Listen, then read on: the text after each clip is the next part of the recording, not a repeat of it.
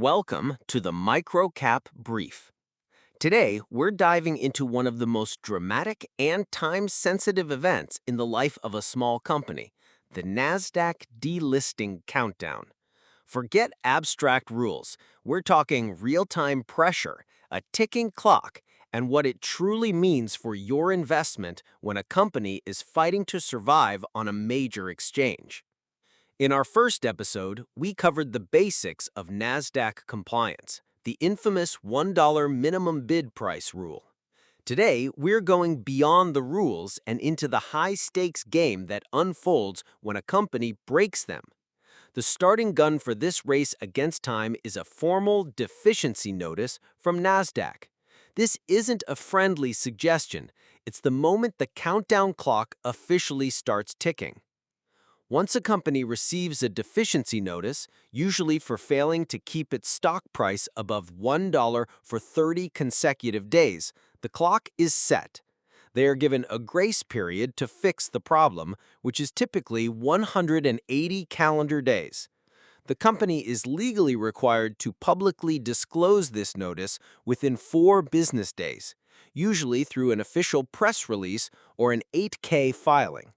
This disclosure is your first official red flag. The goal for the company is simple.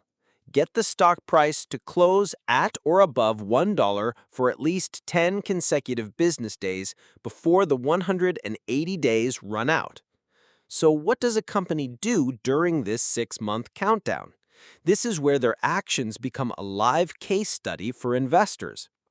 The most common move is the one we've discussed before, the reverse stock split. This is a purely cosmetic fix that mechanically boosts the share price by reducing the number of shares. A 1-for-10 split turns a 50-cent stock into a $5 stock overnight. But as we know, this doesn't fix the underlying business. The critical question you must ask is, why was the price below $1 in the first place? Is it a symptom of deeper problems like weak sales or a high cash burn rate? A reverse split without a real turnaround plan is often just kicking the can down the road. The ideal path, of course, is for the company to boost its stock price organically with good news, a major new contract, successful clinical trial results, or a big financing deal. But achieving this within a tight 6-month window is incredibly difficult for a struggling company. What happens if the clock runs out and the company still hasn't fixed the problem? They don't automatically get more time. They must formally appeal to a Nasdaq hearings panel. Think of this as a courtroom hearing for the company's stock.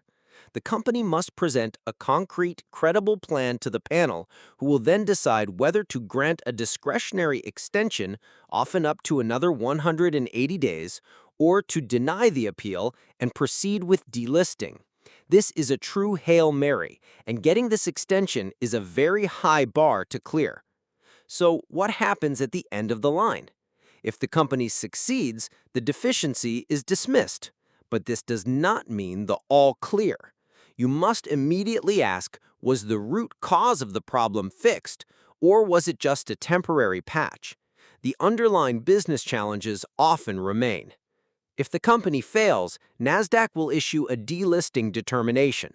The stock is kicked off the exchange and banished to the less regulated OTC markets. This is where the real pain begins for investors. It becomes much harder to sell your shares, the big institutional money leaves, and the stock price often collapses. This is the liquidity trap we've warned about. Understanding this countdown is vital. A company fighting delisting is often desperate, and that desperation can lead to highly dilutive financing deals that can rapidly shrink your ownership stake. The company's response to a deficiency notice is a live test of its management. Do they communicate transparently? Do they pursue sustainable solutions or just quick fixes that harm shareholders? Your key takeaway is this. The Nasdaq delisting countdown is a high-pressure drama where regulatory deadlines meet corporate survival. As an investor, you must monitor public disclosures, understand the timelines, and critically evaluate management's plan. Regaining compliance is often just the end of the regulatory battle, not the end of the underlying business challenges. Your homework is to find a microcap that has recently received a Nasdaq Deficiency notice. Track its filings. What actions did they take? Did they do a reverse stock split? How did the stock react? By watching this real-time case study, you can see how the principles we've discussed play out in the real world. Thank you for listening to the Microcap Brief. Stay vigilant, stay informed, and always do your own research.